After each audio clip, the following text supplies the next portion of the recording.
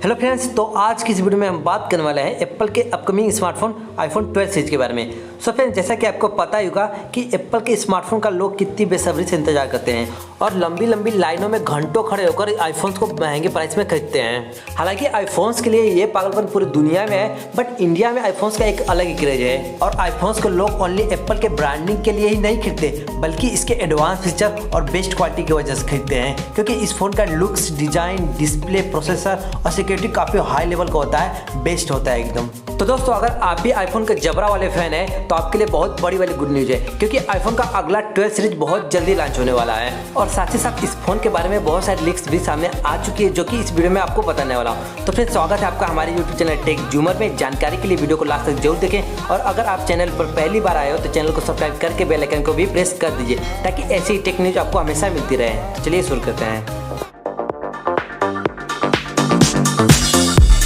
तो दोस्तों, सबसे पहले आपको बता दूं कि इस वीडियो में मैं जो भी कंटेंट, फोटो, वीडियो जो भी यूज कर रहा हूँ उसका पूरा क्रेडिट जाता है एवरीथिंग एप्पल प्रो चैनल को।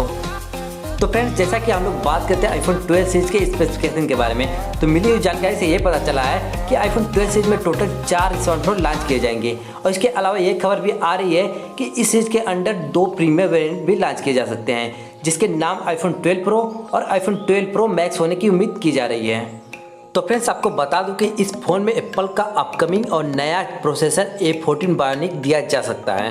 और इसके अलावा एक ताज़ा नई जानकारी सामने ये आई है कि जिसमें कहा जा रहा है कि आईफोन 12 प्रो मैक्स में क्वाड रियर कैमरा सेटअप दिया जा सकता है। जी हाँ, आपने बिल्कुल सही सुना, आईफोन के 12 प्रो मैक्स के रियर में टोटल 4 कैमरे देखने को मिल सकते हैं। और अगर ऐसा होता है तो ये कंपनी का ऐसा पहला स्मार्टफोन होगा जिसके रियर में क्वाड रियर कैमरा दिया जाएगा। और यह कैमरा मॉड्यूल लीडार स्कैनर के साथ पेश किए जाने की उम्मीद की जा रही है। तो फ्रेंड्स, मिली हुई जानकारी से यह पता चला है कि इस फोन का फ्रेम स्टेनलेस स्टील से बनाया जाएगा और इस फोन का मोटाई 7.4 mm होगा।